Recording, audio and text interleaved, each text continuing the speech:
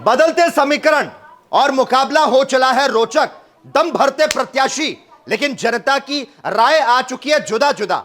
Result से पहले दूर कर देंगे आपका कंफ्यूजन। सबसे पहले इलेक्शन रिजल्ट की अगर बात करें तो पल पल की अपडेट यह आ रही है कि झारखंड में पलट चुका है खेल। जनादेश को लेकर आ चुकी है बड़ी जानकारी। महाराष्ट्र में जहां पर महायुक्ति काफी आगे चल रही है, जबकि झारखंड में कांटे की टक्कर देखने को मिल रही है। झारखंड मुक्ति मोर्चा के नेतृत्व वाले महागठबंधन ने राज्य में बहुमत का आंकड़ा पार कर लिया है। अगर झारखंड की बात करें तो झारखंड मुक्ति मोर्चा के नेतृत्व में कांग्रेस के गठबंधन की सरकार सत्तारूढ़ है और भारतीय जनता पार्टी विधानसभा चुनाव 2024 में ऑल झारखंड स्टूडेंट यूनियन यानी कि आजसू और जनता दल यूनाइटेड यानी कि जेडीयू और लोक जनशक्ति पार्टी यानी कि एलजेपी के साथ में मिलकर भारतीय जनता पार्टी ने लड़ा था। उधर महाराष्ट्र में कांग्रेस और उसके सहयोगी दलों के लिए चुनौती नजर आ रही है। महाराष्ट्र में भारतीय जनता पार्टी, शिवसेना, एकनाथ शिंदे गुट और राष्ट्रवादी कांग्रेस पार्टी, अजीत पवार गुट का महागठबंधन महायुक्ति राज्य में सत्तासीन है।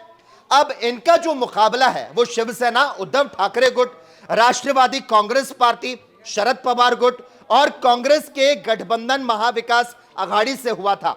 हालांकि अब महाराष्ट्र की जनता आखिर किसे अपना जनमत देती है, यह अब से कुछ ही देर में स्पष्ट हो जाने वाला है। अब तक दोनों ही राज्यों में चुनाव था तो नेताजी गली गली घूमते नजर आ रहे थे।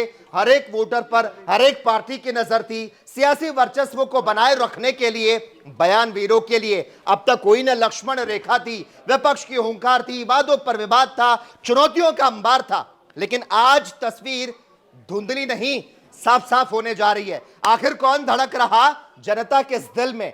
अब की बार महाराष्ट्र और झारखंड में आखिर कैसे सरकार किसकी बन रही है? अब की बार जनता के मन में कौन है? तमाम इन सवालों के जवाब आज मिलने जा रहे। फिलहाल नेताओं की आंखों से नींदें गायब है। नेताओं के लिए एक एक पल मुश्किल से गुजर रहा है। सुबह के 8 बजे से वोटों की गिनती शुरू है। लगातार घड़ी की सुई में जैसे 8 बजे वोटों की गिनती शुरू हो गई और ऐसा नहीं था कि 8 बजे तक कुछ हो नहीं रहा था। रत जगे की रात थी, सारे लोग जगे हुए थे और दूरबीन लेकर ये देख रहे थे कि भाई ईवीएम में कोई छेड़छाड़ तो नहीं हो रही, कहीं ऐसा तो नहीं हो जाएगा कि कुछ हाल हरियाणा जैसा हो जाएगा। तो राजनीति की रपटीली राहों पर सबके अपने अपने दाव है। लेकिन आज महाराष्ट्र में भारतीय जनता पार्टी और झारखंड में जेएमएम को जहां भाव मिलता नजर आ रहा है, झारखंड में अगर बात करें तो जेएमएम को भाव मिल रहा है। सत्ता के लिए चल रही रस्साकसी के बीच में अब जोर आखिर किसका चल रहा है, किसकी मिठाई में कितनी मिठास भरी नजर आ रही है, कुछ ही देर में इस बात का फैसला हो जाना है। महाराष्ट्र में शुरुआती 2 घंटे में महायुक्ति और महाविकास आघाड़ी के बीच में कांटे की टक्कर दिखाई दे रही थी, लेकिन 2.5 घंटे के बाद यानी कि सुबह के 11 बजे के बाद भारतीय जनता पार्टी गठबंधन रुझानों में एक तरफा हासिल हो रहा है उसको, और उसको 200 से ज्यादा सीटें मिलती नजर आ रही है। उधर कांग्रेस गठबंधन पिछड़ता नजर आ रहा है और 55 सीटों पर बढ़त बनाए हुए है। मुख्यमंत्री एकनाथ शिंदे और डिप्टी सीएम अजीत पवार जो है वो आगे चल रहे हैं। नागपुर साउथ वेस्ट सीट से देवेंद्र फडणवीस 7000 से ज्यादा वोटों से बढ़त को बनाए हुए हैं। उद्धव ठाकरे की शिवसेना के जो नेता हैं संजय राउत, उनका तो बयान भी आ चुका है, भाई कुछ तो गड़बड़ है, ये जनता का फैसला नहीं है, उनका ये कहना है। उधर झारखंड की 81 सीटों पर झारखंड मुक्ति मोर्चा गठबंधन 50 सीटों पर बढ़त को बनाए हुए है। उधर भारतीय जनता पार्टी के दफ्तर पर कोई भी हलचल झारखंड में फिलहाल नजर नहीं आ रही है।